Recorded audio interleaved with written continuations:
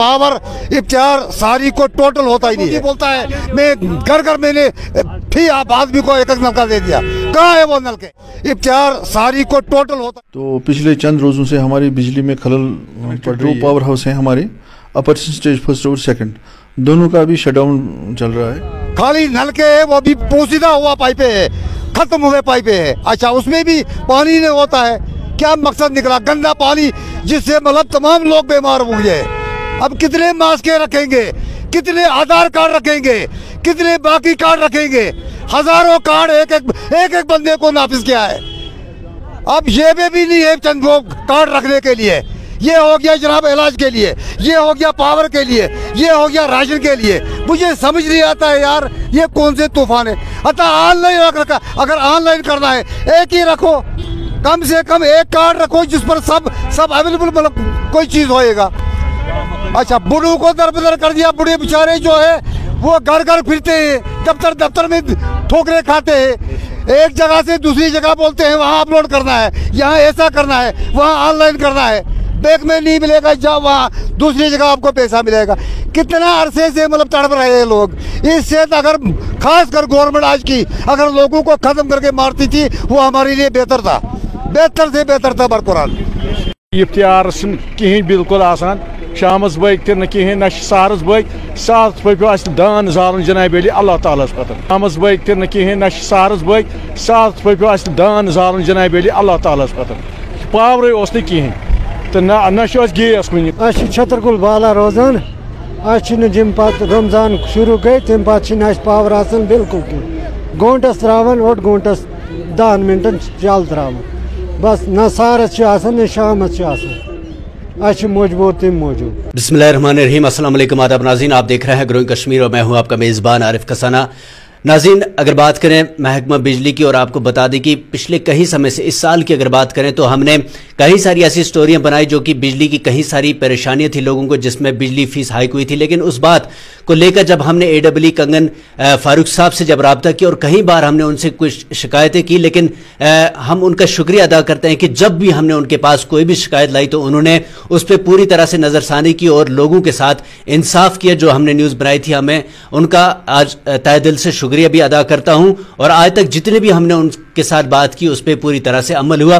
खासकर कशपत्री और गिचकट के जो लोग हैं उनको बिजली फीस जो है वो माफ़ की गई और उसके लिए मैं उनका बहुत ही तहे दिल से शुक्रिया अदा करता हूं। आरिफ साहब आपका बहुत बहुत शुक्रिया। आप आज फिर मेरे पास आए हैं लोगों की डिमांड लेकर। देखिए लोग तो डायरेक्टली मेरे पास भी आते हैं और आपके पास भी आते हैं। जो भी आपके पास डिमांडें होती है आप हमेशा मेरे पास आते हैं, इस बात का मैं बहुत आपसे शुक्रगुजार हूँ। फारूक साहब अगर बात करेंगे जिस तरह से पिछले 2-4 दिन की अगर बात करेंगे, लगातार माह रमज़ान का पाक महीना है और उस बीच सहरी हो या इफ्तियार का टाइम हो तो बिजली जो है वो चली जाती है। उसके बाद लोगों ने 2-3 दिन वेट भी किया, लेकिन उसके बाद कल से हमें ज़्यादा कॉल आने लगे कि लगातार जो है बिजली इफ्तियार और सहरी के टाइम पर खासकर जो है चली जाती है। कई सारे लोगों को जो है इससे काफ़ी ज़्यादा परेशानी हो रही है, तो इस हवाले से सर बताइए। जी आरिफ साहब ये सही बात है जो आप कह रहे हैं। तो पिछले चंद रोज़ों से हमारी बिजली में खलल पड़ रही है, जिसकी वजह से हम इसकी सबसे बड़ी वजह जो है वो हमारे जो कंगन में जो ग्रिड है उसका जो उसके साथ जो कनेक्टेड 2 पावर हाउस हैं हमारे अपर स्टेज फर्स्ट और सेकंड, दोनों का भी शटडाउन चल रहा है।